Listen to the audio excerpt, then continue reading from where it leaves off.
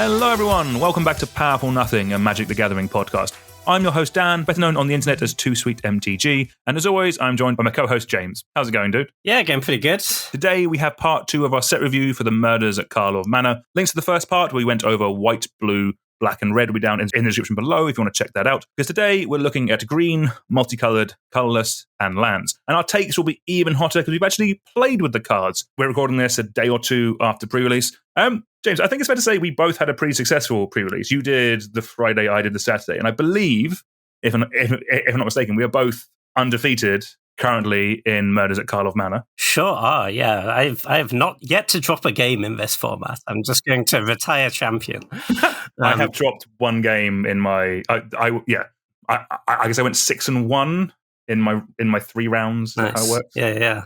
No, but it was... I really enjoyed pre-release. I mean, obviously you would enjoy winning anyway, but I thought before that seemed pretty sweet, like quite grindy, quite interactive, nice change of pace from recent mono one-drop formats. No, definitely. I really liked it. Like, I think the big kind of the turning point for the success level of my day was when during deck construction, I was originally at 16 lands and 5 colors. We changed that to 17 lands and 4 colors, and I did not struggle for mana all day. Again, like my deck was a bit kind of warped because I did have quite a few of the land cyclers, and all my color splashes were morphs or the face down cards, so it wasn't really that punishing. But yeah, I like a format where you can do these kind of things. So yeah, for sure. Yeah, I ended up playing 18 actually, because I was just I had really powerful multicolor cards to splash and not a lot of fixing, and playing more basic lands also fixing. And there's just so much to do with like clues and disguise, so you kind of never run out of things to do with your mana, I think. No, sick, fair play. Well, yeah. I think it's just gone live on Arena like an hour ago at time of recording. So hopefully we'll get some more games in of the format over the coming days and weeks. But let's jump straight in to our set review now. The first card of the day is Aftermath Analyst. It's our first card in green. It is 1 and a green for a 1/3 creature elf detective. When it enters the battlefield, mill 3 cards, and it has the activated ability 3 and a green and sacrifice it. Return all land cards from your graveyard to the battlefield tapped. So I like this card probably more than I should. Coming in and milling 3 cards, I think, is a fine base. There is more efficient options out there, but as a base level, this is kind of fine for that kind of effect. But then having the ability to turn all your lands from my graveyard into play, these are effects I really like. We've seen a couple like this before, but both at rare. This is an uncommon. And this is the first of these effects that we've seen where you get mill baked into a card that returns all your lands from the graveyard to play.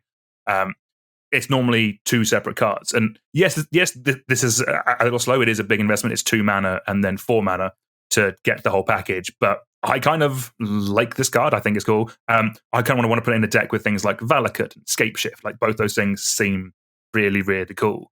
What do you think of Aftermath Analyst, James? Yeah, the card's really sweet. I've always really wanted this effect to be good in Cube. It seems like there's a lot of potential, right? You mill yourself, you return like 7-8 lands to the battlefield in the late game and get a bunch of landfall triggers and kill your opponent. I kind of think in reality, this is... I don't know, you can be doing this in Cube at this point. Like higher powered level cubes, like I think this is cool, but way too slow. I feel like you've got to go pretty far down the power levels. Is my argument. I don't know, like... I mean, it is an uncommon. Like this could be a perfectly fine card in Peasant. Sure. Okay, in Peasant, if you have a self-mill theme and a landfall theme, I guess, like... I don't know how good the landfall options are in Peasant. Obviously, you can't like Valakut people at that point. I think if you're really, really all in on the effect, this is probably a bit worse than Splendid Reclamation, right? Which is just like a 4-mana sorcery that does the same thing. Returns all your lands. But if it's like more of a value thing, obviously it's better because you get like a blocker early and you get procced for the mill 3, which is kind of nice. But yeah, I think if you're really all in on it, then it's like you're not going to want to play it early because you don't want it to die. So you'll end up just like paying 6 mana to do the same thing essentially, but with the mill 3. I don't know. I think in base cubes, just put like a Sata Wayfinder in instead of this card, and it'll probably be better for you. But James, we could run this And Sato Wayfinder. You sure could. That's me anyway. Yes, I know. Yeah. I do agree. Yeah, it's super slow, but I think it's cool. I'm going to play the hell out of this in Commander anyway. But cool card. All right, do you want to take it away with our first instant of the day, James? For sure. So next up, we have Archdruid's Charm. This is green for an instant. You can choose one. Search your library for a creature or land card and reveal it. Put it onto the battlefield tapped if it's a land card. Otherwise, put it into your hand and then shuffle.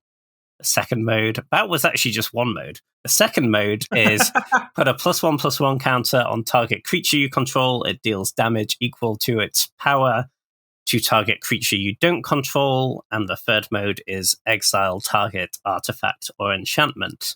It's like the most 2024 thing that you have a card with 3 modes and you're like, you know what these modes need to be is also modal. The modes also need modes.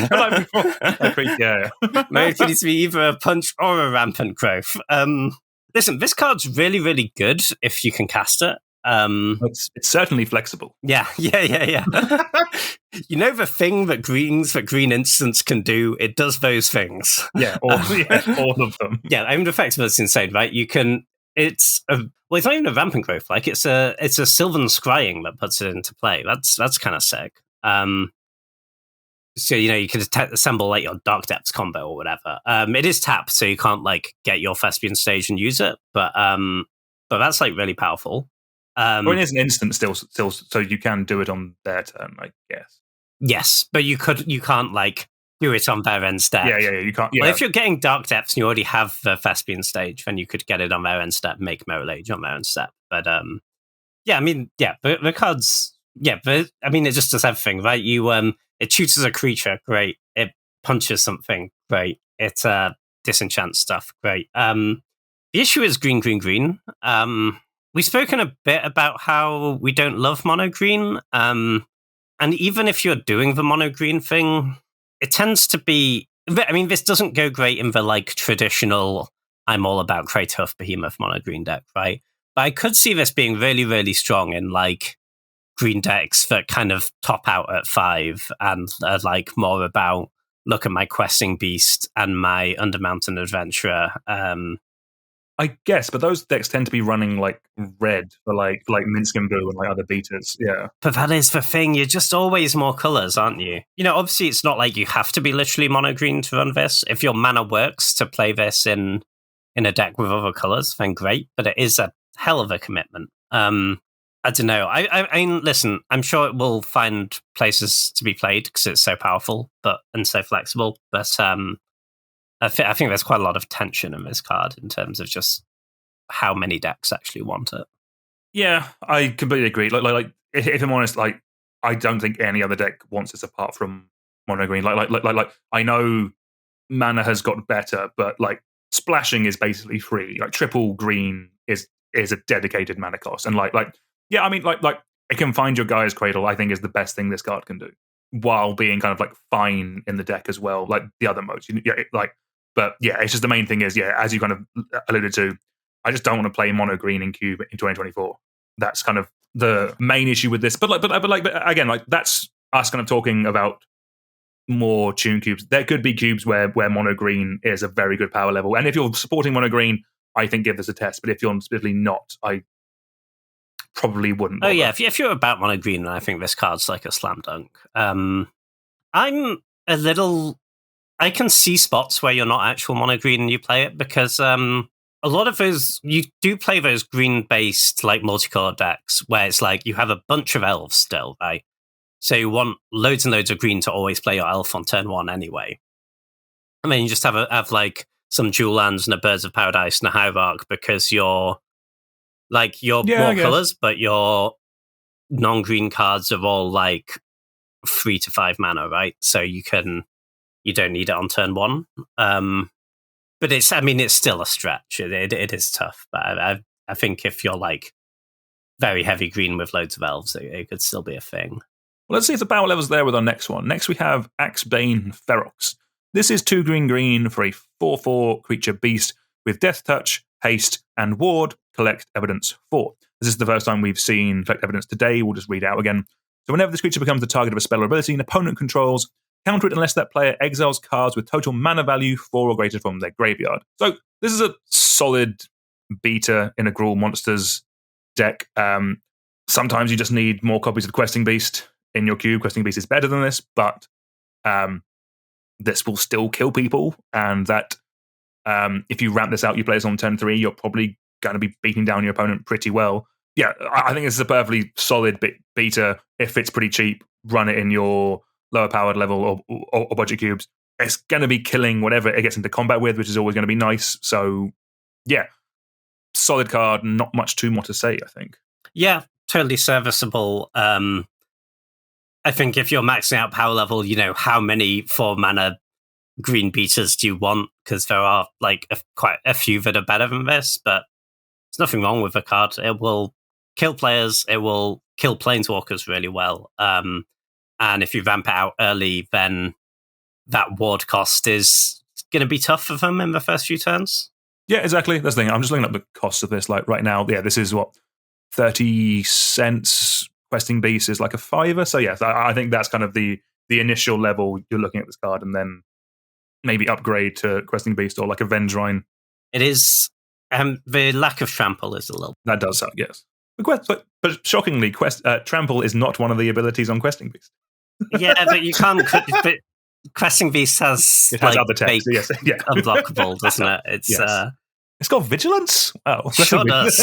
It's got everything. All right, we're on to a commander card next. What do you think about On the Trail, James? Yeah, so On the Trail is 1 green for an enchantment. Says, whenever you draw your second card each turn, you may put a land card from your hand onto the battlefield tapped.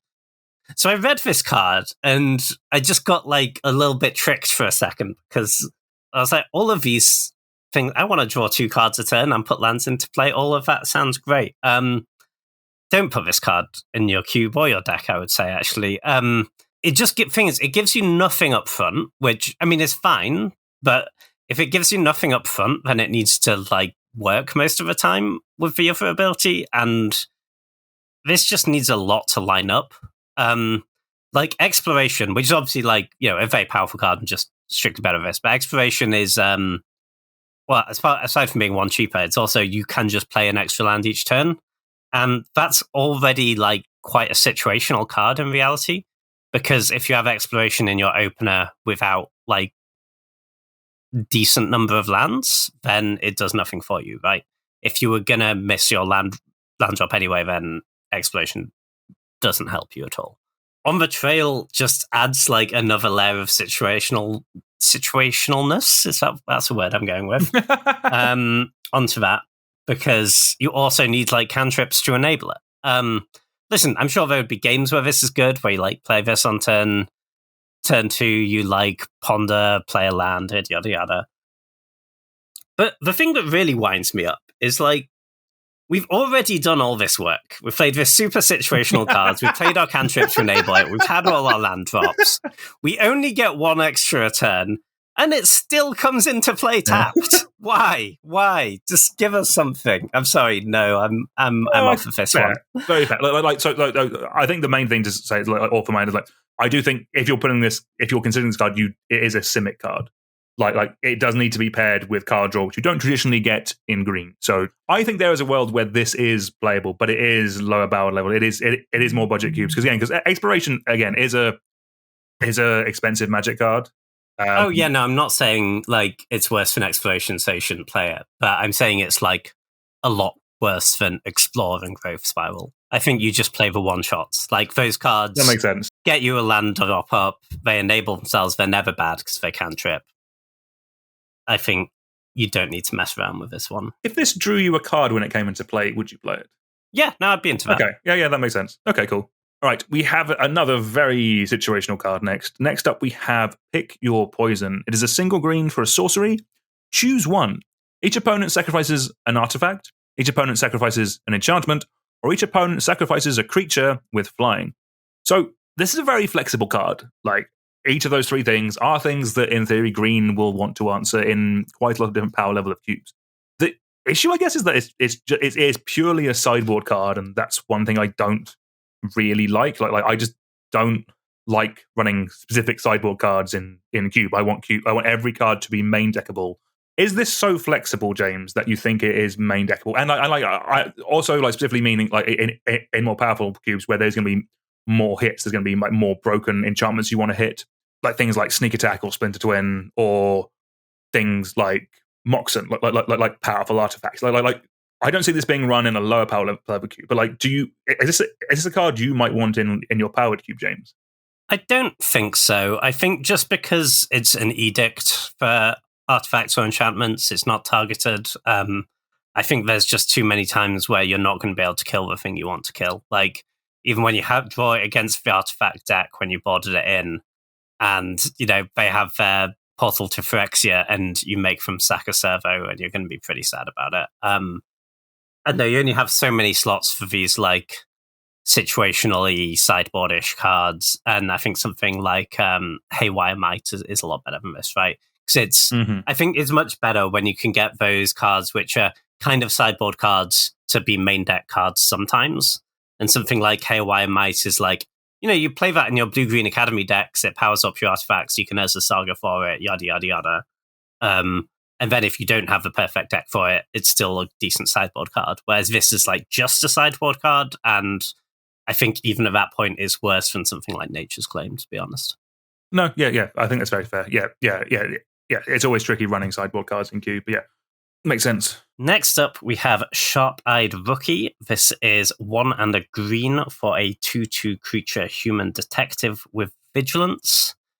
And whenever a creature enters the battlefield under your control, if its power is greater than Sharp-Eyed Rookie's power, or its toughness is greater than Sharp-Eyed Rookie's toughness, put a +1/+1 counter on Sharp-Eyed Rookie and investigate. Yeah, solid card, actually. Like, it's a green beatdown card, and that's, not an archetype that every cube exists in every cube. But I think if it exists in your cube, this is a really good option, actually. Like, turn 1, experiment 1, turn 2, this, turn 3, some large green 3-drop. And you're kind of going places, right? I think it's good redundancy for that deck. The, like, Pelt Collector or the green 5-mana dudes. Yeah, solid addition. Not for every cube, but if green beatdown's what you're going for, then I think this is a very nice addition, actually. And definitely, I think it's worth mentioning as well that this does get better if you're in a cube that cares about the +1/+1 counters.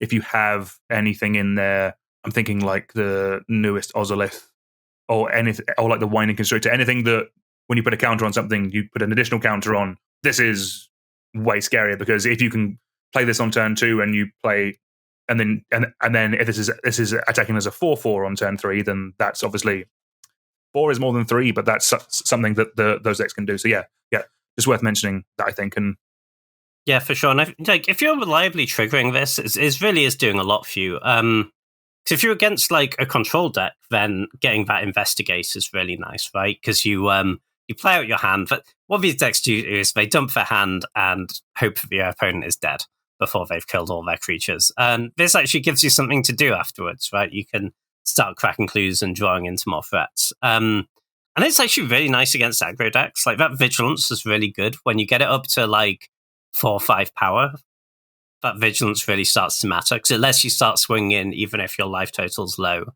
and you need to block. I think the other place where I can see this is like, it's not really something you see as much in cubes anymore, where like the blue-green kind of Miracle Grow type of things, kind of creatures that just naturally get bit bigger over the course of a game. What's a card like Kazundu Vine Lash is kind of like the ones that like landfall, put a counter on it. Like there are better versions of these cards. I think like Experiment 1 is probably one of the best examples of this. Things like Questing Dryad or Questing Druid, whatever it's called. Like the 1 green that kind of gets bigger when you play spells that aren't green. Like those kind of effects that kind of like just get bigger throughout the game. Like if you have that kind of thing in your cube, and it's something I've tried to do in the past but hasn't really come together, I think Sharp-Eyed Rookie is pretty good there as well, because it just gets bigger over the course of the game without you really, just by you playing Magic, basically. Yeah, as long as you have enough like decent sized creatures in your deck, right? You're a green deck nowadays. You definitely have a. All right, let's move on to a common now. Next, we have Topiary Panther. It is 4 green for a 6/5 creature, plant, cat. It has trample and basic land cycling 1 green. So there is actually quite a few big green creatures that cycle themselves. This is, I think, the best one if you're looking for specifically fixing. A lot of the other ones either just cycle themselves or specifically do forest cycling. I think there might have been one from Modern Horizons that does land cycling, but this is a better just beat down body. Like, I'm thinking in Pauper as well with this, where like there aren't fetch lands, all your dual lands are commons. Your fixing is not going to be fantastic. This is a great way of fixing in those restricted rarity environments. Also, I had 3 of these at pre-release, and I just killed people with them. So I'm a bit biased. I quite like this big cat. Yeah, no, I can see it. It's also as well like we've spoken in the past about how in those lower in like Pauper and Peasant Cube, there's a bunch of really efficient reanimation spells, but nothing good to reanimate. Oh, that's fair. Yeah. And, obviously this isn't like, even in those environments, there are better things than this, but it's pretty free to put in your deck. Well, it's not free. Like, cycling on 2 is not, like, there's a big difference between 1 mana land cycling and 2 mana land cycling. But if you're splashing about a bit and you value the fixing and you have some animate effects in your deck, that seems pretty great as well. Because, in those cubes on turn 3, getting a 6/5 trample is a pretty big game. Yeah. As I said, I love this little cat. Or is it a big cat? It's probably quite big, actually. But larger than most cats. Yeah, it is a 6/5. In fact, this could be the biggest cat. Let us know if you can think of a biggest cat in all of Magic. Right, well, with green done and dusted, do you want to take it away with our first multicolored card of the day, James? Sure. Next up, we have Alquist Proft, Master Sleuth. This is 1 a white and a blue for a 3/3 legendary creature human detective. Has vigilance, and when Alquist Proft, Master Sleuth enters the battlefield, investigate. And it also has the activated ability of X, white, blue, and tap, and sacrifice a clue. You draw X cards and gain X life. It casts Sphinx's Revelation, Daniel. I love it. Actually, boo. I hate Sphinx's Revelation. No, Sphinx's Revelation. I always lose to that card. Why am I cheering? Okay, good. I love Sphinx's Rev so much. That's like peak Magic. You can't put Sphinx's Rev in cube though. It's a sad state of affairs, but in most cubes, Sphinx's Rev is way too slow. But this card is also a 3 mana 3/3 with vigilance, and you get a clue up front. That's pretty good value.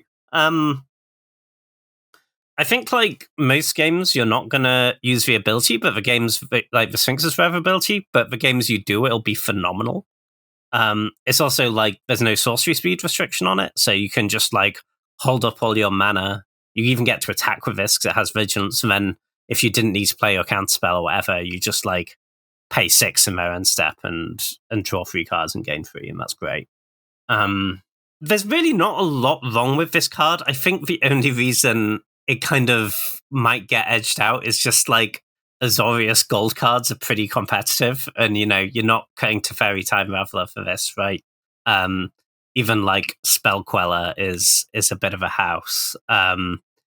There's another excellent blue-white gold card in this set. I've like, this is a card where it's like, it's never going to be that bad for you, but the outside of those rare games that actually go super long and you flood out and you get Sphinx's Rev for a bunch, it's not going to be excellent either. It's kind of just a good value creature most of the time. No, I think that's fair. So initially, I wasn't super high on this card, and then I just remembered, like, the base level is it is just a 3 mana 3/3 with vigilance, and that's okay. Like it gets you a clue, right? Exactly. Yeah. It's a bigger Thraben Inspector, James. Yeah. I think the thing with this card is like it does get better if your cube has multiple clues in it, or multiple ways of investigating to get more clues. Because if you can Sphinx's Rev more than once, it does not sack itself. Or if you can just flicker this, right, and you get another clue off this. That's true. One of the things with Sphinx's Rev, though, is one of the powerful things about that card is it is an instant. And like, yes, this is an instant, but this is an on-board trick, whereas Sphinx's Rev is a kind of surprise out of nowhere type card. So this is easier. Like the end effect is the same, but there is something about losing, or basically the aggro player being able to actually do the math, whereas compared to Sphinx's Rev, they're kind of semi-guessing if you have it or not. Yeah, for sure. There's also the issue, right, of the time Sphinx's Rev was really at its best was in like very low, like almost no creature blue-white control. Yeah. And you just value them out. And the thing is, if you put this in your blue-white control deck and you cast it and your opponent goes, thank God for that, I have something to point my removal spell at. Yeah. And like, you do need to untap with this to use that ability. So it probably is more of a thing for like a blue-white value-y flickery deck with a bunch of creatures, and like sometimes you've just flooded out later and you get to use the ability, but it's kind of not the main plan. And I think that makes it like okay, but there are more exciting things to do with your gold cards, you know? No, I think that's fair. Well, let's move on to our next one. We're sticking in Azorius. Next up, we have No More Lies. This is a white and a blue for an instant. It says, counter target spell unless its controller pays 3 generic. If that spell is countered this way, exile it instead of putting it into its owner's graveyard. So, as a raw card, I think this is obviously just a very good Mana Leak variant. You're adding a white pip to the cost over generic, but you're exiling the spell. That is very nice. That is very good. I'm going to pass it to James in a minute, who's going to be very high on this card. For me, the tricky thing with this is, again, it falls into the thing of, I personally don't like my gold cards just being good versions of effects that you get in monocolored. Like the fact that we have Mana Leak, and it's in blue where there's a lot more room for cards, whereas there is nowhere near as much room in multicolored for cards. Like in my 540 cube, I have 5 Azorius cards, I have 69 blue cards. That's kind of the tricky part of this, kind of just what it's competing against. I know this is a very, very good card, and I like those cards to be signposty, and like, to be fair, a counterspell is kind of signposting to an extent that control is what you're doing it with Azorius. So maybe there could be a thing of just, this is just very, very good, therefore it has a place, especially in maybe in more powerful cubes where you're less cared about the signpost in multicolored. Kind of, what do you think? Like, would you run this in your cube, James? I'm considering it. I need to work out what I'm cutting, but it is kind of one I would like to put in. It could just be a blue card or a red card. Like, screw it. Like, it's your cube, James. Do what you want with it. You told me in a couple of episodes ago that I should avoid doing that, but it is going in that direction. Yeah, I mean, listen, the power level's just there, right? Mana Leak's a great card. It's I think the more you play Powered Cube, because I think those sort of cheap counters are like at their best in really powerful cubes, right? Because they're just so hard to replace. Like there just aren't that many good 2-mana counters, and Leak is a great one. If you can cast it, this is great too. Just having the it's that flexibility, right, of great on turn 2, but stays great for a really, really long time.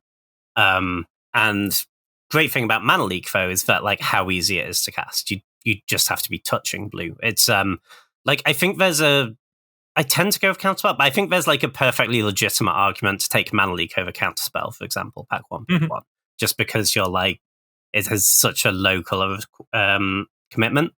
This doesn't really have that because it's a gold card. In fact, has the opposite. Yeah. Actually, no. Hold on. Is that fair? It's nowadays. This is more a big picture question, but is white blue in a world with fetches, triomes, as well as shocks and original jewels? Is that as much harder than double blue? In terms of should you take it pack 1, pick 1, then yeah, I think it is because the thing is, like, listen, a like 5 mana card with white blue in its mana cost, not at all. You just need a few sources and you'll get there on splashing that. But you don't really want to splash this card, right? Because it's that's fair. To really get the full efficiency out of it. You want to have it on turn 2 when that's what your draw demands. So I think this is like mostly just going to be really good in blue-white, and I don't think you'll end up splashing it that much. Having said that, it will be really, really good in blue-white. And in blue-white, if you're in blue-white specifically, then white-blue is actually a much easier mana cost than blue-blue, for example, for a counterspell. And the exile thing, it's not huge, but it will matter. Like, it's there's just your reanimator opponent like casts their Grave Titan, and you counter it this way, they don't get to reanimate it, right? That's pretty nice. And obviously, there's a bunch of cubes where the exile clause really, really matters, where they're very much about the graveyard in a lot of archetypes. Having said that, so yeah, I think it makes it into quite a lot of cubes on power level. I will just say, when you're drafting with this card, like, you should do like respect the mana cost, especially if you're taking this early. Like, even if you're like, just give a run side, like, say you've got like one white card and then you second pick see this or a mana leak, I'm probably still taking the mana leak because like it just gives you that flexibility to move out of white, right? You leave yourself more open. But yeah, I think it's a really strong card. No, fair, very cool. Next up, we have Lazav, Weaver of Faces. This is a blue and a black, so 2 mana for a 2/3 legendary creature shapeshifter detective. When Lazav of Many Faces attacks, exile target card from a graveyard, then investigate. And whenever you sacrifice a clue, you may have Lazav become a copy of a creature exiled with it until end of turn. This is an interesting card, right? It's 2 mana, 2/3 with like a decent attack trigger is kind of just some nice value. Like, even if you're not doing any work, right? Attack triggers just is just a nice way to like accumulate resources for later in the game. It's notable that like you need to exile a card. You don't get the clue if there isn't anything in a graveyard. But I don't think that's a huge barrier. Like, people do things early in cube, even just like a fetch land is fine, and it is your graveyard or your opponent.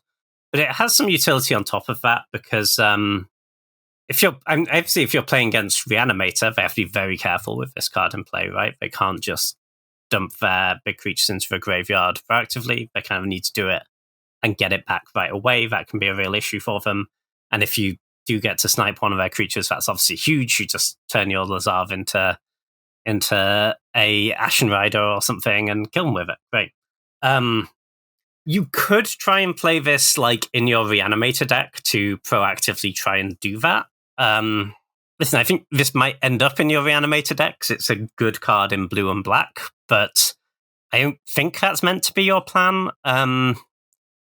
Partly because a lot of the really good reanimation targets, it's like you're getting the value on the ETB. You obviously don't get that here. It becomes a copy of a creature when it's already in play. And you don't actually get the attack triggers either. Like you won't get the ETB or the attack trigger of an Archon, will you? Because it is attacking when it becomes a copy of a creature. Is that right?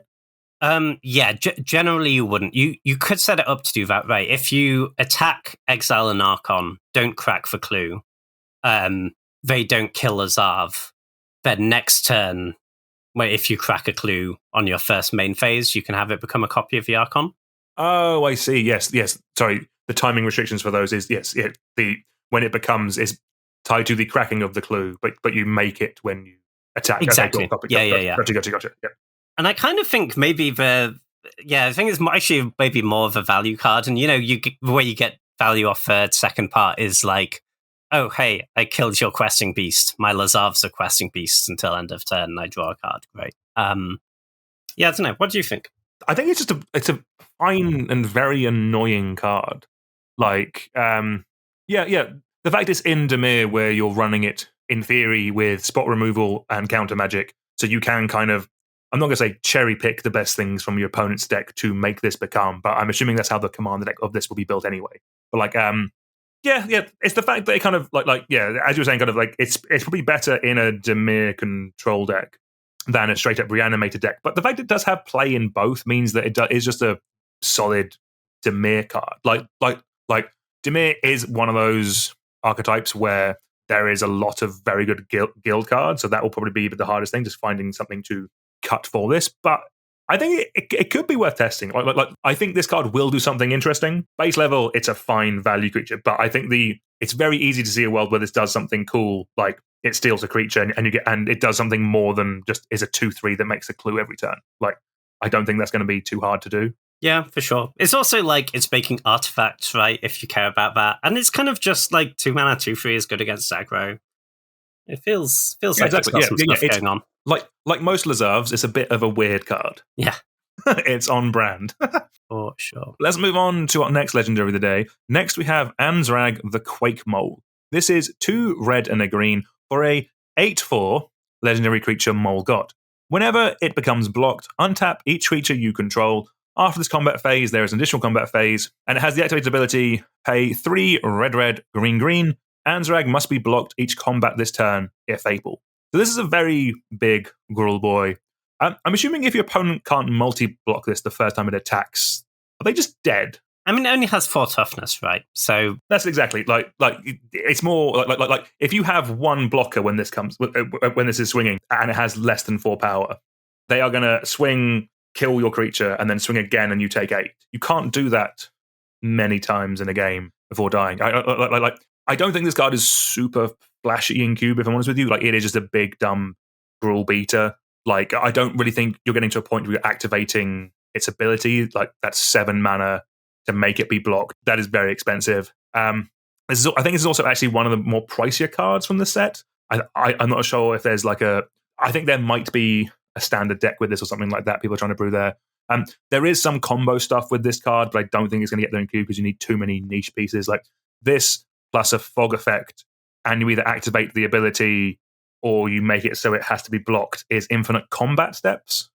That's funny. I did a commander deck take on this. If you just fog so no damage can be dealt, but they have to block it, it just keeps rumbling in infinitely. But that's really sick. And then you have something else with an attack trigger that kills them. That's the idea. Or even a pinger, because it does untap your whole board. So if you had a Llanowar Elves, you would make infinite mana over your combat step. If you had a pinger, you could ping them to death. So that is cool, but I don't think you're going to get to that in Cube. That's really funny. I hadn't thought of that. But yeah, it sounds kind of tough to assemble. And because also, why do you have fogs in your Gruul Stomp? That's the other part. It's a question. Questing Beast, because it gets around fogs. There you go. Ooh, there we go. But your combo doesn't work if you have a Questing Beast in play. No, it doesn't. No. But you run them in the same deck, and you're going to pick your poison. Yeah. Okay, I like it. It's cool.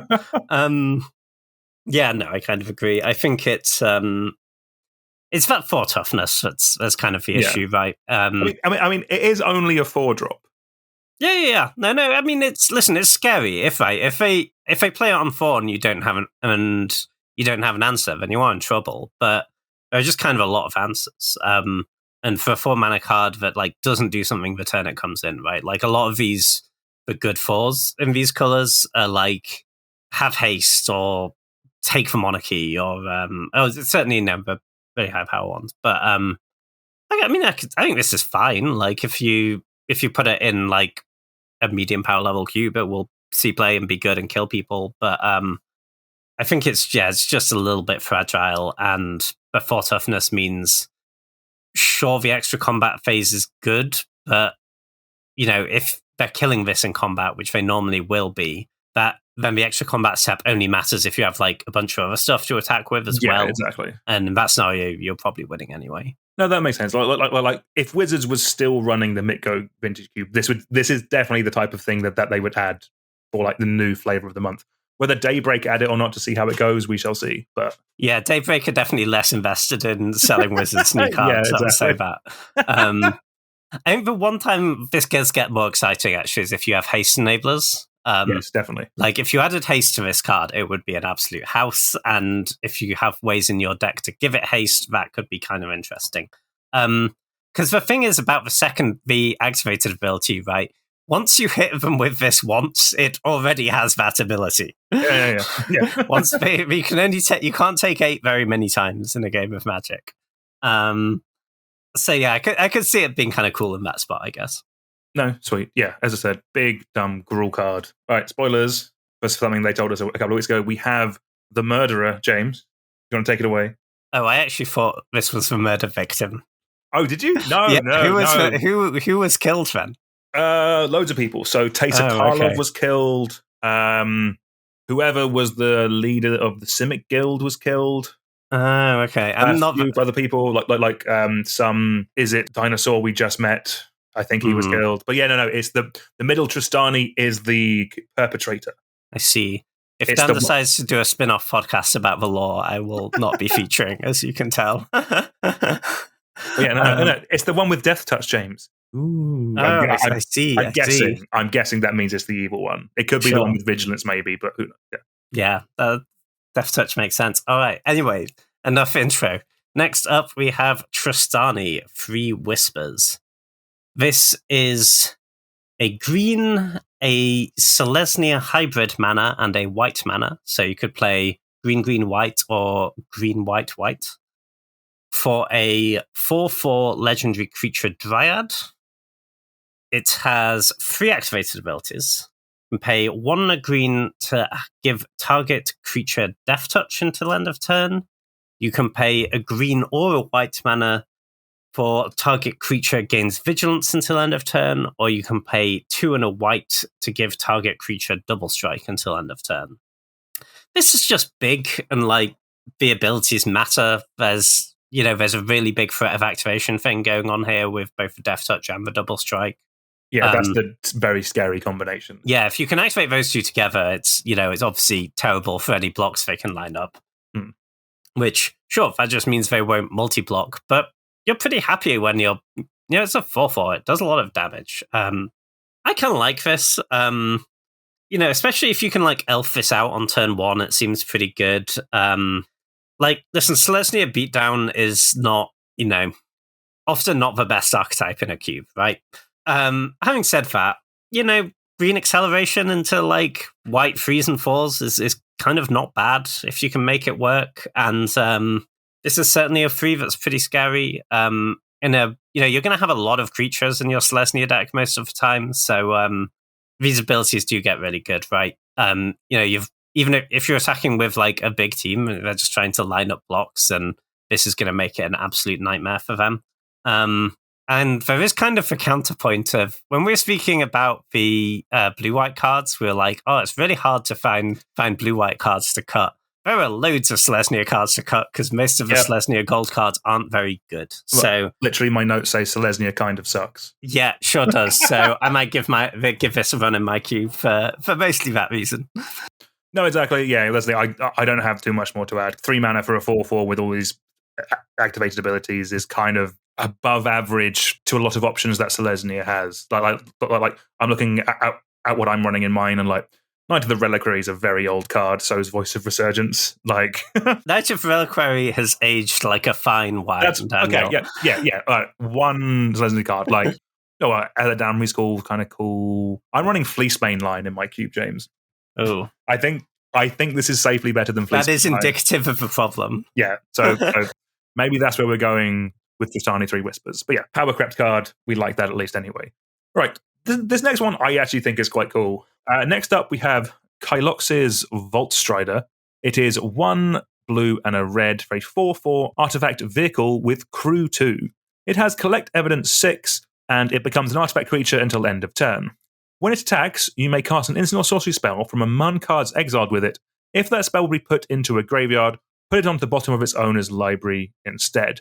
So this is a card I mainly want to see play in just a big spells deck. Like maybe there's just a thing now where kind of like if there's any card that casts instant or sorceries for cheap, we're like, ooh, Dream Halls. But like this could actually be a Dream Halls card because as you mentioned at last episode, one of the ways you are casting, if you don't have Dream Halls, or even if you do have Dream Halls, because you are still casting them and they'll go to the graveyard. But if you don't have Dream Halls, for those who don't know, that's just a big, dumb, stupid card that lets you cast big spells. Not for free, but you can pitch a card that shares a color with it. The goal of the deck that it's in is to play big, dumb, instant and sorceries. The backup plan to that strategy is to put them into the graveyard, do a bit of self-mill with like your looting effects, and then cast a card like Mizzix's Mastery that lets you cast copies of the spell from the graveyard.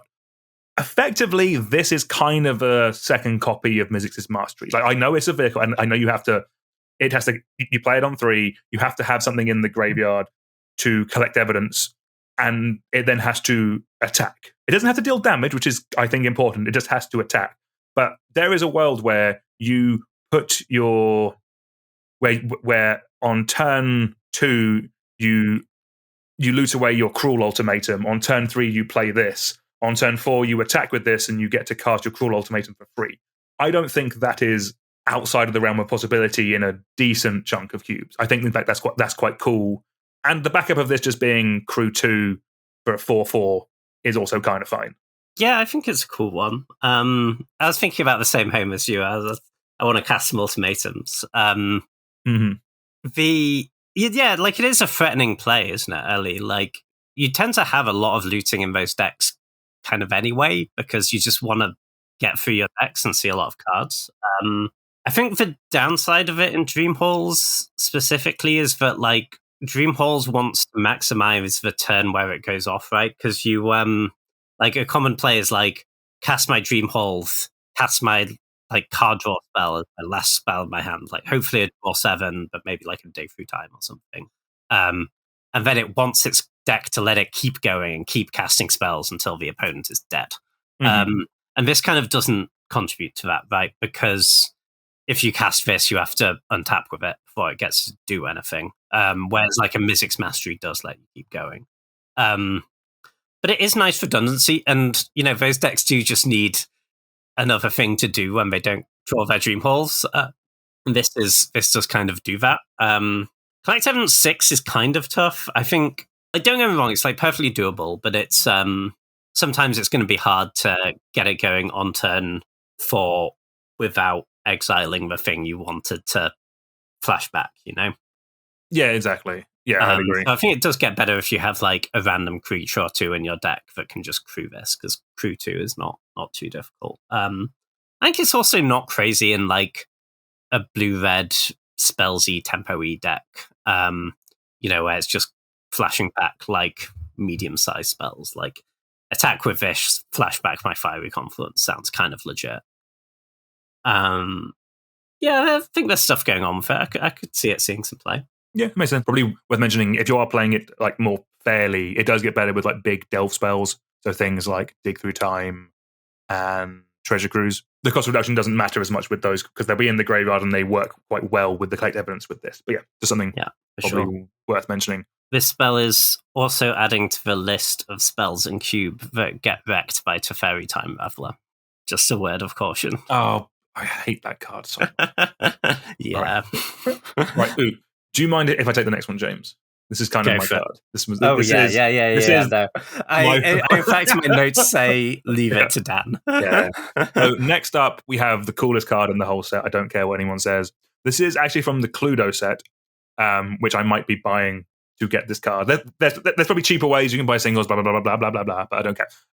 Next up, we have Sludge Titan. This is 4 hybrid Golgari for a 6/6 creature zombie giant with trample, and when it enters the battlefield or attacks, mill 5 cards. You may put a creature and or land card from among them into your hand. So this is I believe this is officially a Titan because it is a Titan that is a giant. So this is the 7th or 8th Titan now. Obviously, we had the original cycle. I'm not going to rank them because I don't think Sludge Titan would be that high. I love this card. I think it's super cool. It does everything that I personally want to do. I like faffing around with my graveyard, milling cards, bringing it back. I hope this card is really cheap, as I would love to run it in like more budget environments or just have access to it. It's very cool. In higher powered levels, or even like modern vintage legacy, those kind of power level cubes, I don't think this has a place, but it's really cool, and I'm glad it exists. Yeah, I would agree with all of that. I think it's a cool card. In the right cube environment, it could do some stuff. It's not one for... Yeah. It's not the most streamlined card in the world, but that's fine. Not every cube is about that. Milling yourself is great. Yeah, like obviously it is just too expensive. Like the ability to mill 5 cards and get a creature or land back, like that's like a better Satyr Wayfinder. But the thing about Satyr Wayfinder is that's 2 mana, mills you 4 cards when it comes in. That's what you want early. Kind of like by the time this has come out, your graveyard, like if your game plan is going well, you should already have like a decent amount of your library in your graveyard. This is kind of like gilding the lily a little bit more. It's kind of it's win more, and that kind of pains me. But it's cool as hell, and I will be buying one. It is also worth noting that this is not an optional trigger. Oh, it's not a May. Oh, even better. So you can deck yourself with it. Love that. Yeah. That's really bad. There will definitely be spots where you can't attack with this card. So it's a war, is what I'm hearing. Yeah. Don't care. Definitely buying one. Definitely buying one. All right, do you want to take it away with a potentially better card? Sure. Next up, we have Argus Kos, Spirit of Justice. This is 2 a red and a white for a 2/4 legendary creature spirit detective. It has double strike and vigilance, and whenever Argus Kos, Spirit of Justice, enters the battlefield or attacks, choose up to 1 target creature. If it's suspected, exile it, otherwise suspect it. So good things about this card. It's good at getting your opponent's blockers out of the way, and it is a really good blocker against aggro itself. It's a 2/4 with double strike and vigilance. That's kind of a nightmare for a lot of decks. Mm-hmm. Bad sides. It's 4-drop, but really doesn't do a lot the turn you play it, because sure, you get the trigger on ETB, but just suspecting 1 creature is often not going to be that great. You might not want to give your opponent's creature menace. That might be actively bad for you. Sure, you can give your creature menace to get through a blocker, but it's great if you give that creature menace and then you eat it the next turn, assuming you didn't take too much damage. But I could definitely see scenarios where you give that creature menace, they kill this, and then you're like, I really wish that creature didn't have menace. Yeah, so it's you kind of need 2 triggers before it's reliably going to be. And it's if you're playing against a deck where their plan is not really about blocking your creatures, then it doesn't necessarily do that much. Then there's quite a slow removal spell. But, you're getting all this on basically a 4-mana 4/4 vigilance. It's not bad. I can see you running it. I think I'm a little higher than you on this card. I think it's just mainly because in most decks where this is being played, you're Boris, you're wanting to be turning things sideways. I kind of see this as, if you play this on turn 4 and nothing else, you probably already lost that game no matter what you're doing, because you're the Boris beatdown deck. In theory, you should have curved out to that point. If this can, obviously it's better in the aggro deck if you're on the play, but say it's your turn 4, you play this, you nerf one of their blockers, you're just getting through for more, you're adding up the damage that you're getting through for, and then their stuff having menace does not matter at all, because you're racing them and you're ahead of them because you're beating them down. And that's where I see the most powerful part of this card, is that every turn taking out one of their blockers, letting you pushing through that damage, getting to a point where their whole board can't block is kind of scary. And 4/4 double strike is good. Obviously it gets better if you can buff up its power, because then it will deal double damage. That's always going to be very good. I mean, it can give itself menace. It's not one other target creature. It can just give it menace. Exactly. I think the thing is that there are probably just more efficient, aggressive threats in Boris that we've kind of seen very recently. We had a Rabble Master effect named Pakal, which is a bit cheaper and spits out bodies. We have the bigger Rabble Master effect in Athari, Sun's Glory. I think there may be more where Boris is going in higher power level cubes. Just threats that spit out a load of bodies, and this doesn't really work with that as much. But if you're going a different way with it, if you're kind of equipping up some creatures and just looking for ways of getting through for damage, I think this is solid. Yeah, no, I mean, I do think if their plan to deal with your aggro deck is about blockers, then this is an absolute home run, right? Because you play it, make something unable to block, or sometimes it's better give your guy menace. So you get an attack the turn you play it that you maybe didn't have otherwise. And then it's really hard for them to plan around having blockers and blocking the next turn, right? Because you don't have to exile the creature you previously did. If they leave something else back, you can just make that unable to block, or you can give this menace or give something else menace. It gives you a lot of decisions, and it's quite hard for your opponent to kind of formulate a good plan of how they're going to block your creatures. And just it's a double striker, so it's really good with pump spells itself, or equipment or whatnot. Yeah, I guess my only concern would be, so I think in cubes where it's very creature focused, and most of the ways you deal with aggro are blocking, then I think this seems really, really good. In really high power level cubes where or some decks will be trying to do it with blocking, but also, if you run into a deck where it's just about spot removal and wraths and trying to combo and go over the top of you, 100%. then the issue is like, would you rather have this or like a Hellrider? You'd so much rather have a Hellrider, right? Like you want a lot of the good Boros cards of those cubes like do stuff for turn they enter, like increase the clock. And yeah, this like the lack of haste. Obviously, I mean, it would be busted if it had haste, but that makes sense. I guess I'm kind of looking at it more from like a creature matters based cube. But I fully acknowledge it in higher power level cubes. Some decks just don't have any creatures in them, or very little, or like will have like an Archon in it, like or an Attractor. Like that's your creature suite. Yeah, but I kind of like in those environments, the Anim Pakal and the Athari that kind of they add damage to the board rather than pushing the damage you have through. That's probably more important in higher power level cubes. Whereas in lower power level cubes, where there's more likely to be board stalls because there's less kind of combo wins out of nowhere. That's probably where Argus could see a bit more play, basically. Yeah, for sure. Yeah, this demolishes a board stall very quickly. All right, we're on a bit of a Boros train now. We have Aurelia, the Law Above next. It is 3 red and a white for a 4/4 legendary creature, angel with flying, vigilance, and haste. It has whenever a player attacks with 3 or more creatures, you draw a card, and whenever a player attacks with 5 or more creatures, it deals 3 damage to each of your opponents, and you gain 3 life. So this is like a stat machine. I think this card is perfectly good and perfectly fine, if not just a little generic. I'm not sure if that's a bit too harsh. This looks to be like a payoff for a token deck because you get your advantage when you attack with 3 creatures than 5 creatures. So you want a large board state, but it doesn't actually make any tokens or kind of like as we were saying previously with about the last card. Like it doesn't help your damage push. It doesn't help your tokens push damage through. Like yes, if you attack with this and 4 of the creatures, you'll deal an opponent 3 damage, but like that's not as efficient as some of the other options that we have out there. So yeah, I think it's a fine card. Like there's plenty of cubes where if you just play this, they'll just be a perfectly fine, good beta. There is still places for that in some cubes, but I think in the majority of cubes, they're kind of looking for like either 1 more efficient threats or 2 more synergistic threats. This doesn't really fit either. Yeah, for sure. What this card says to me is like, hey, are you winning? Would you like to win more? And by God, you certainly will. But yeah, I see that.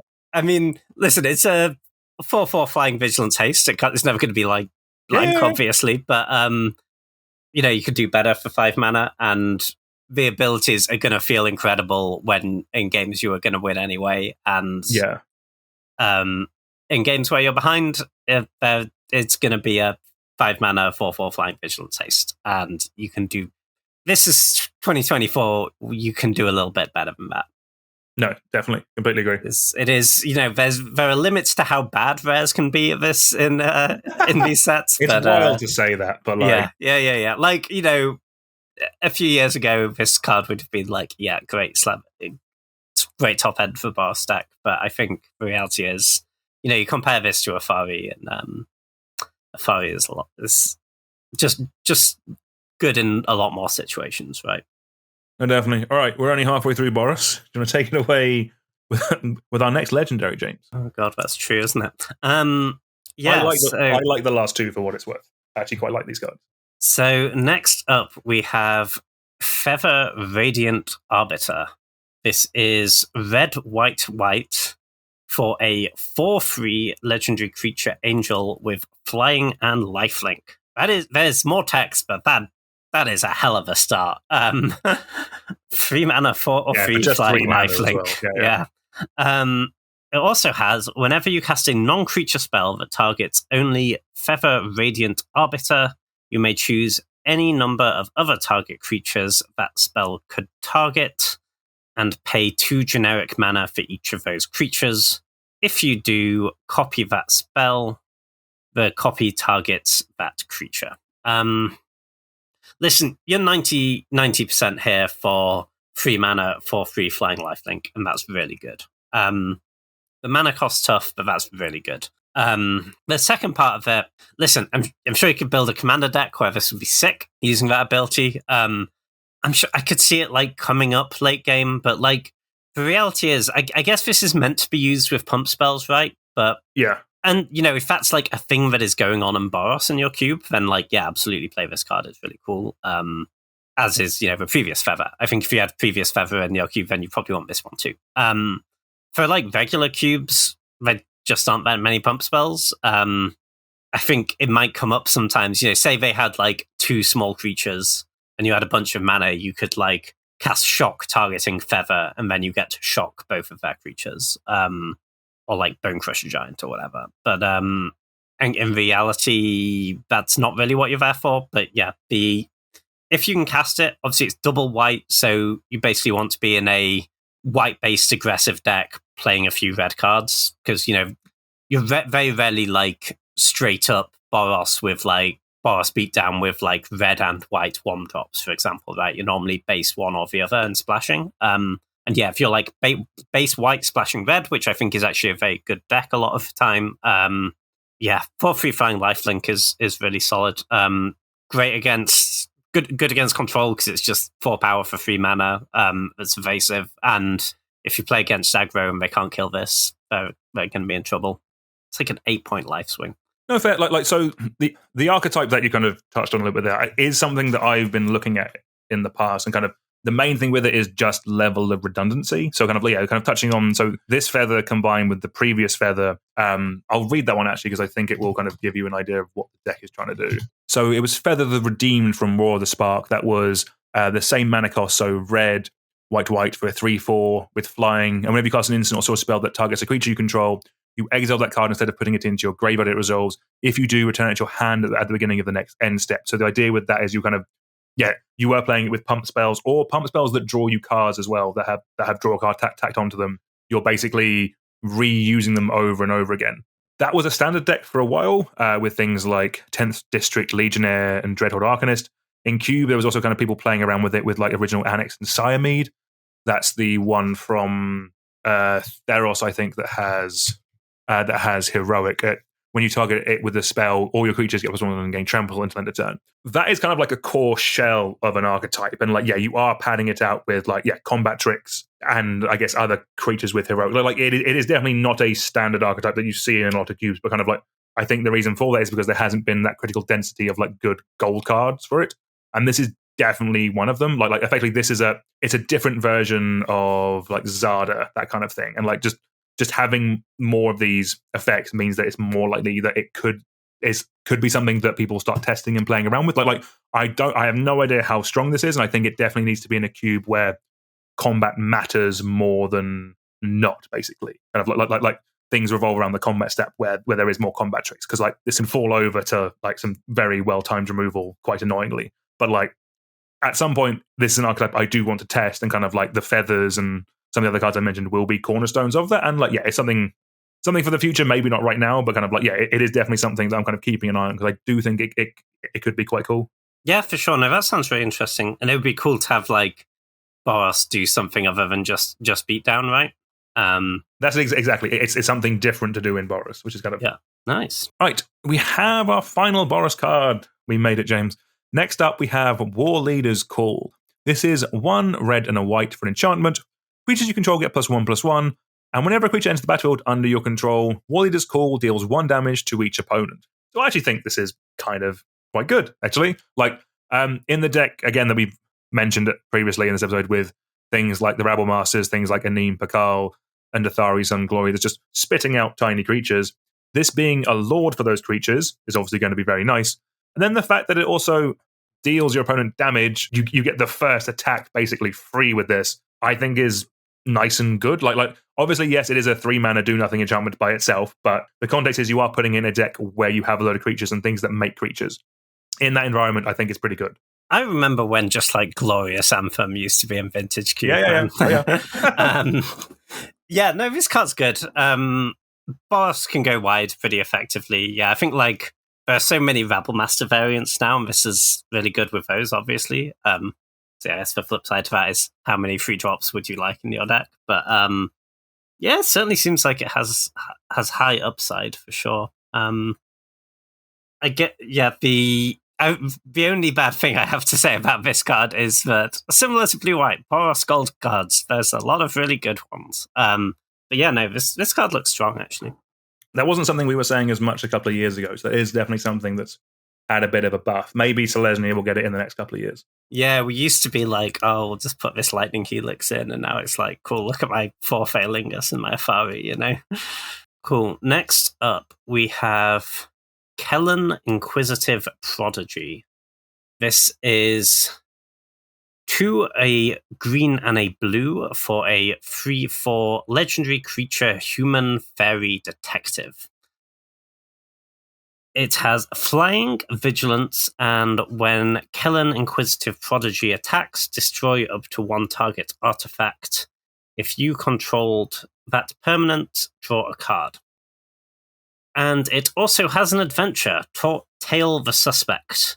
This is a blue and a green for a sorcery. You investigate, and you can play an additional land this turn. This is pretty good. So you kind of get an explore up front, but you have to pay to get a card, which isn't great. But also, the land drop is often the bit you care about immediately when you get it, and then you crack the clue and get your card back when you want it. And you've kind of already drawn a card, is the thing. The card you have drawn is a 4-mana Trigon Predator. And, you wouldn't put a 4-mana Trigon Predator in your deck, but it does stuff. You'll cast it. It'll be reasonable. There are decks that'll be really scared of it. If they can't, if your artifact deck can't kill this after you've cast it, it's going to be great for you. And the floor just isn't that bad because you got your land drop out of it. You got your clue out of it early. I don't think there's a lot wrong with this card. I quite like it. No, exactly. We touched on this when we were talking when we were doing the set review for Wilds of Eldraine. But 2 less good cards stapled together make a good card. No, it makes sense. Well, we're keeping it Simic with our next card. Next, we have Unruly Krasis. This is 1 green and a blue for a 4/4 creature Shark Octopus Lizard. It has Trample, and whenever Unruly Krasis attacks, you may have the base power and toughness of another target creature you control becomes XX until end of turn, where X is Unruly Krasis' power. And then it even has 3 green and a blue to adapt 3, which as a reminder means if this creature has no +1 counters on it, you put 3 +1 counters on it. This is just a lot of power and toughness. I could see a world where on turn 1 you play Llanowar Elves, on turn 2 you play this, on turn 3 you're attacking for 8. That's pretty good. Simic hasn't traditionally been the beatdown deck as much as Gruul has, but they keep printing cards like this, it could quite well be. Yeah, it's weird. So I kind of feel like this card would be better if they replaced the blue pip with sort of any other pip. Yeah. Oh, imagine if it was white, James. This was okay. Slam dunk. Oh my god. Because it's also not only do you have to be cause you really do need to be quite aggro, right? Because yes, 3 mana 4/4 is obviously good on its own, but to really maximize that second ability, you need other small creatures. And the adapt will come up and it'll be good when it does, because then you're making something like 7/7, and it's a 7/7 with trample. The trample's really good here. If Simic beatdown is a thing that you're spotting, then this card seems like a slam dunk. But it's just those cubes blue just doesn't really do aggro very well. I think that is going to be the issue for this one. I guess maybe you're just splashing with blue a little bit for this and a no-go or something, and that's pretty good. But yeah, but if this was Gruul or Selesnya or something else, I'd be a lot more excited about it. All right, we have one last multicolored card, and by God, is it a multicolored card, James? Yeah, you're not wrong. Next up, we have Leyline of the Guild Pact. Oh, do I have to read this mana cost? Yeah, you do, James. Okay, yeah, fine. Leyline of the Guild Pact costs a Selesnya hybrid, a Simic hybrid, a Golgari hybrid, and a Gruul hybrid for an enchantment. If Leyline of the Guild Pact is in your opening hand, you may begin the game with it on the battlefield, as with all the Leylines.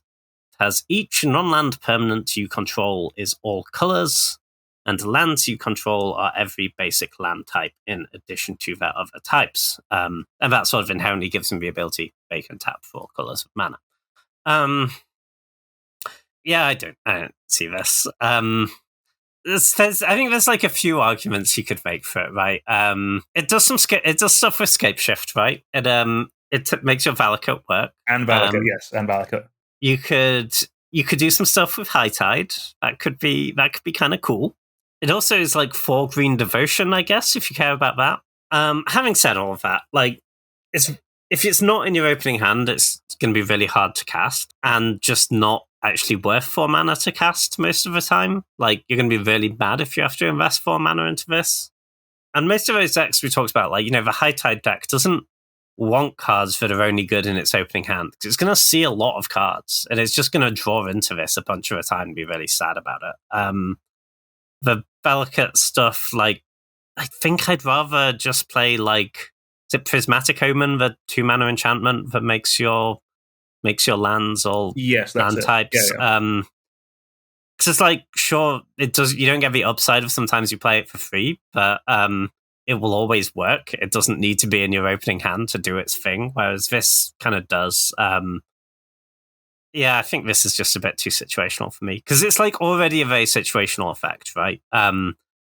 You already need to combine it with other cards for it to be good. It doesn't really inherently do a lot on its own. And you combine that with the situational nature of having to have it in your opening hand, I think it's just a bit rough. In terms of playing it, like, I was going to compare this to Dryad of the Elysian Grove, which is 2 and a green for a 2/4 that has the all lands or every basic land type in addition to their other types. But I forgot that Dryad of the Elysian Grove also lets you play an additional land each turn. That's kind of the key part. And once I reread that, I was like, oh no, wait, hold on. I would still play that card over this. Yeah, it's not so much that I think it's going to be uncastable as, like, I think you're going to be pretty sad about casting it, because That's fair. You're spending 4 mana and really not getting that much. Like, you're getting fixing your mana for 4 mana, like giving you all the land types for 4 mana. Like, yeah, like Dryad gets you that land drop straight away. It's really powerful, and is a 2/4 that blocks and costs less mana. No, exactly. Like there could be a world, because like we have had domain be a keyword that cares about the number of basic land types that you control. Like, I don't think there's too much that cares about the permanence being all colors, but like specifically with lands in the domain thing, kind of like it might be something that isn't there yet. Obviously, this is Ultimate Dreamland, but this is free. This is free in your opening hand, and then Leyline Binding costs a single white to cast on turn 1. Like, that's good, but like there's a couple of niche cards that it synergizes with at the moment. Maybe in the future there could be something cool for this. But yeah, I am. The more I'm thinking about it, the less I'm as hype on this card as I was initially. Yeah, because it's just the thing that with the domain cards that are like giving you an efficient effect but not breaking the game, it's like, do I want to sink a whole card and potentially a bunch of mana to set that up? Like, you can do it with just, I have a bunch of triumphs and fetch lands, right? Is how you want to do that. Not like, I don't want to do all that work to get a 1 mana with Leyline Binding. No, exactly. And I guess as well, because one of the things with all of these, with all the rest of the ley lines, the kind of like the actual ones that have the ability that if they're in your opening hand, you start with them on the battlefield. They don't see queue play, they see constructed play, where you have 4 of them, where you have multiples of them, increasing your chances to see them. So I guess that's another thing with this, is like the chances of it being in your opening hand are significantly reduced compared to constructed, and you can't really think about them in the same lens. Yeah, for sure. I saw someone chatting about it in Constructed with Scion of Draco, the 12 mana domain guy. If you have this in play, it's like, see, I'm running Scion of Draco in my cube right now. Are you? Yeah. This with Scion of Draco. Scion of Draco is a 2 mana 4/4 vigilance hexproof lifelink first strike trample, I think. Yeah, it's pretty good. Yeah. But yeah, I'm still probably not running it. No, it's each creature you control has those abilities. But yeah, that's Yeah. Probably still not into this one. Cool. So next up, and our first land of the day, we have, in fact, a whole cycle of lands, a full 10, 1 for each color pair. I'll read the blue-white one, but they're all basically the same. So Meticulous Archive is a land that taps for a blue or a white, and it does have a basic land type, so there's a plains and an island. Meticulous Archive enters the battlefield tapped, and when Meticulous Archive enters the battlefield, you surveil 1. So that's look at the top card of your library, and you can put it into your graveyard. And then we have a whole cycle of this, so 1 for each color pair. These are good. These are interesting. Temples are certainly out now. yes. If anyone's still running temples. No one should. I think I was building a budget cube, and I think temples were in just because they were cheap. But I think even I mean, budget is a very fine reason to play temples, but these are certainly better, right? Because they have the basic land types, which is a big deal. You can fetch for it, and Surveil is quite nice. Or even Farseek, or things that care about non-basic or basic land types on them. So like Farseek, you can get the Metaculous Archive from a Farseek, for example, where you couldn't get the corresponding temple. Yeah, for sure. Having said that, like tap lands are pretty punishing in the faster cubes. But I think these ones have some pretty good upside. Like the thing I actually really like about this is that because like getting the Surveil for free early is nice, but if you draw your fetch land late, or you draw this late, obviously, getting that Surveil when you're like heavy on lands and you just want to look for some action is really nice. And like temples don't quite do that, right? Because they don't have the basic land types. If you have one of these in your deck, then any fetch you draw later is getting you a Surveil for free, which is kind of nice. That's pretty. Does that mean they have more play in like combo decks then? If you're or decks where you're specifically like digging for something like through your deck? Yeah, potentially. I think. I mean, listen, I don't think they're like a slam dunk.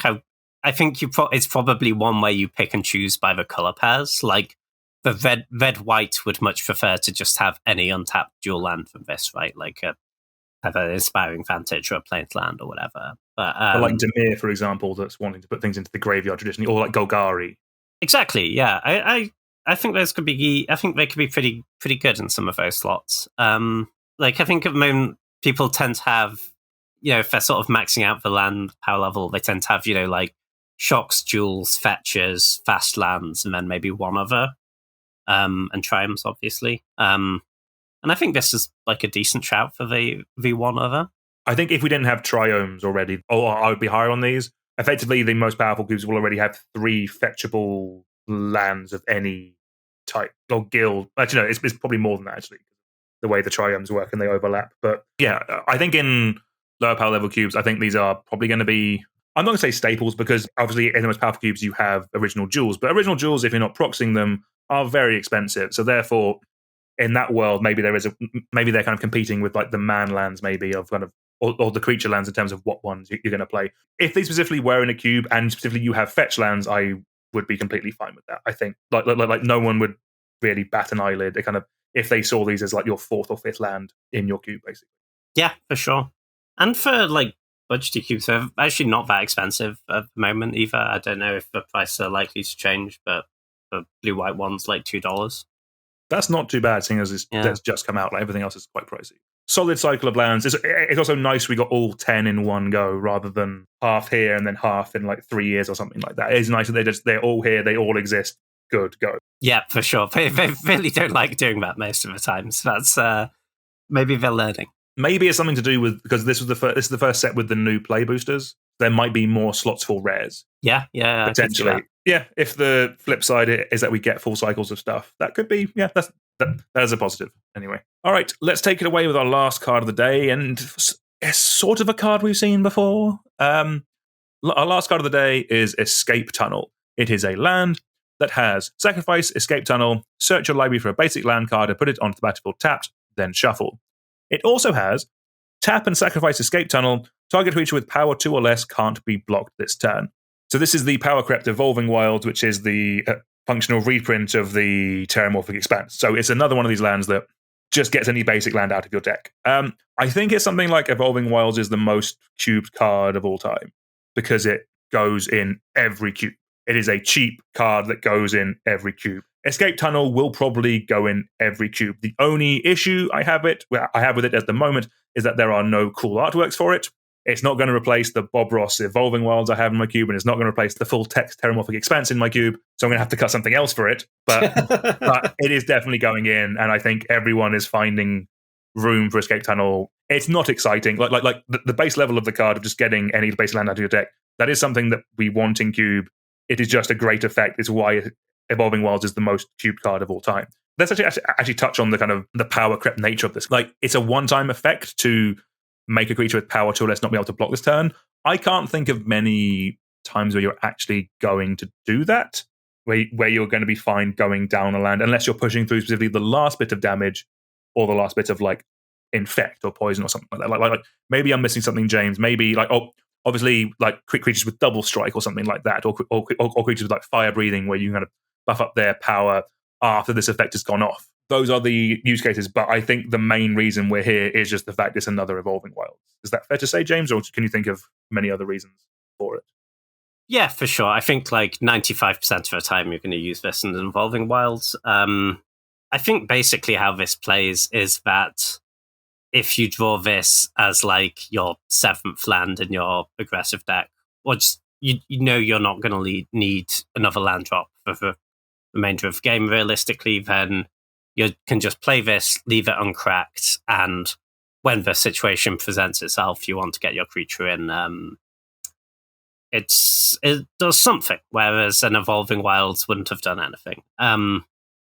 It's kind of nice with like ninja stuff as well, I guess, like thieves that have an effect when they hit the creature, when they hit the player. But yeah, I think really this is just like, if you already have Evolving Wilds in your cube, then this is just better, art questions aside. If you don't currently have Evolving Wilds in your cube, then this isn't like enough better that you should add it realistically over Evolving Wilds. The upside is pretty small, but it's real. Right, so that's going to be the last card that we're going to be talking about today. But before we get you all out of here, as always, me and James are going to rank our top 5 cards that we think are going to be the most impactful in terms of cube. This is across the whole set, so we'll include some cards from the last episode. But James, you want to take it away with your number 5? Sure. So for number 5, I've gone with a card we talked about last week on the pod. This is Intrude on the Mind. This is the 5-mana sort of pseudo-fact or fiction. You look at the top 5, separate them into piles, and your opponent puts one in your hand, one in the graveyard, and you get an XX Fopter with however many were put in the graveyard. I think adding a creature to this effect is a really big deal, and I think it's going to lead to some like quite tough decisions for your opponent if you play this at the right time and can make some good piles. I could believe that I'm overvaluing this because I really like fact or fiction, but I really want it to be good, and I still believe I'm putting Intrude on my mind at number 5. Yeah, writes down pseudo Muldrifter. Cool. Right. It's a lot better for Multicolored. All right, I know. It's a lot better. I will concede that. Yes. Cool. Right. My number 5 is also a blue card. My number 5 is Reenact the Crime. It's the kind of crossover card that works with any deck that's trying to cheat things into play or do dumb, stupid things. It's like it's an instant speed reanimation effect as well. This is the card that is definitely the most splashy, I think. Like this is the card that from the whole set that I think will lead to the coolest stories, and that's kind of why I want to play with it. So yeah, awesome card. Yeah, no, it looks really sick. It's going in my cube for sure. It's like it's one of those where like it might be bad or it might be great, and I'm really not sure yet, but it will be really cool. Sweet, nice. What do you have for 4, James? Okay, my number 4, I went for Long Goodbye. This is the 1 black instant, destroy a creature or planeswalker with CMC 3 or less, and it's uncounterable. Just an upgrade of Eliminate. Eliminate was already a really solid 2-mana removal spell. Uncounterable is really nice, especially with the increasing prevalence of board in recent sets. Getting around that is a pretty big game, I think. Yeah, just really solid removal spell. Ooh, right, nice. I think this is already the most different our lists have been, but because at number 4, I have Fugitive Codebreaker. It's the 1 red for a 2/1 goblin that's like the little Bedlam Reveler. I think this is just going to be a cool little versatile card. It asks so little of you, of it just being a cheap, hasty prowess boy that has the potential to draw you 3 cards late game. I think it just has the nice crossover of good effect early with cost reduction equals effect that I kind of want. So yeah, I think this will be a cool card. It also works with Madness, and that's something I'm trying to push again. So maybe I'm a little bit biased there, but let's go. Yeah, no, it looks like a sweet one. Okay, my number 3, I have gone for No More Lies. This is the blue-white for Mana Leak for exile stuff. 2 mana counters are really great. This hits anything. Counter less you pay 3 means it's good until really late in the game. Exile's a nice upgrade. Only downside is being a gold card, but I think this is going to be good in basically any cube you put it in. Nice, yeah. I truly believe that is a good Magic card. It's going to counter my dumb Crawl Worm or whatever. and I'm going to be annoyed at it. Nice. Right. So my number 3 is Forensic Gadgeteer. It's the Psi Master Thopterist alternative that makes clues and also goes infinite with Basalt Monolith. Like, I think that's just the base level of this card. I think is just going to be very solid, and then the combo potential is also pretty cool. So, yeah, this is one that I think I opened 3 of these at pre-release. I have given. I think I gave you one. I think I gave another player one, and I kept the foily pre-release promo. But yeah, let's go. Yeah, fun card, I think. Yeah, no, that's a really good one. My number 2, I've gone for Novice Inspector. This is the functional reprint of Fraven Inspector. How can a functional reprint be so impactful? Fraven Inspector's great. I want 2 Fraven Inspectors, and I'm going to put it in. Fraven Inspector, I think, is like a pretty underrated card at the moment. It's just smooths out your draw, lets you use your mana. White decks just want creatures in play on turn 1, and this is a really great way to let you do that. I think this is going to be, good in basically every cube, and gone for number 2. More Fraven Inspectors, please. Yep, Novice Inspector is also my number 2. Partly that's because we played with Raven Inspector. We know how good it is anyway. Super, super strong card. I can guess what your number 1 is, but do you want to tell us all anyway, James? Yeah, for number 1, I've gone for Forensic Gadgeteer, as discussed, the sort of side-mapped fortress guy that makes clues, makes your clues keep track, goes off with Basalt Monolith. I might have a problem that I just draft Tolarian Academy every time I see it. So I kind of just always assume I'm drafting an Academy deck. But I do think this card's really good. If someone told me I was overrating it, I could definitely believe them. But I think that passive ability is going to be pretty impactful. Like, because the other ways to enable the Basalt Monolith stuff, you kind of like cards you wouldn't play otherwise. Whereas the Gadgeteer, I mean, obviously Zerda's like great if you can enable it as a companion, but it's hard to do. Whereas Gadgeteer is just like a pretty free card that you'd put in an artifact deck anyway, and kind of like spots you that combo for free, right? And yeah, like make your clues easy to use, great. Just draws straight up, makes them free with Nerza, for example. The passive's nice with even just stuff like Retrofit and Foundry, like just making that like 1 to make a servo, only 2 to untap. That's actually pretty impactful. I think this is going to be a really good one. Nice, right. That is not what I was expecting, but I appreciate that you have gone for the cool and interesting options, whereas I have just gone for Escape Tunnel, number 1. the slightly jacked Evolving Wilds. I'm not happy that my number 1 and number 2 are both effective reprints, but I think just effective of them both, the fact they're both commons as well, means I think just like in terms of raw numbers of cubes that these will go into, they will be the most by a considerable margin. Like, there is technically no reason why Escape Tunnel should not be in every cube where like you're not caring about kind of like date of print or something like that. Kind of like you're like, oh, old border only, stuff like that. Like in terms of just power level and rarity and that kind of stuff, Escape Tunnel I think will just go into every cube. Yeah, I can certainly see it's going to be in the most cubes. I possibly should have put it in, but it's like, it's just Evolving Wilds, man. No. I appreciate the fact that you picked cool and interesting rather like it is boring, and I do not feel like woo about I wouldn't say it goes in quite every cube. Like, it's not going in my cube, for example. I don't have Evolving Wilds in. Do you not? No. I think that's a mistake. But okay, that's a topic for another time. Actually, I did not spot that when we were doing your cube. I don't know, because you get like Prismatic Vista now, and even the one where it's untapped if you have 4 or more lands. I kind of feel like no, that's fair. There's enough of those effects. But yeah, I mean, like the vast majority of cubes, like, Escape Tunnel's great. I agree. Right. Well, on that bombshell, I think it's time for us to end the episode. James, thank you as always, man. Pleasure. Always a pleasure. Nice one. And it just leaves me to thank you all very much for listening. Do make sure that you like and follow the podcast, tell a friend, and all that good stuff. Until next time, it's goodbye from me, and it's goodbye from James, and we'll see you all soon. Goodbye.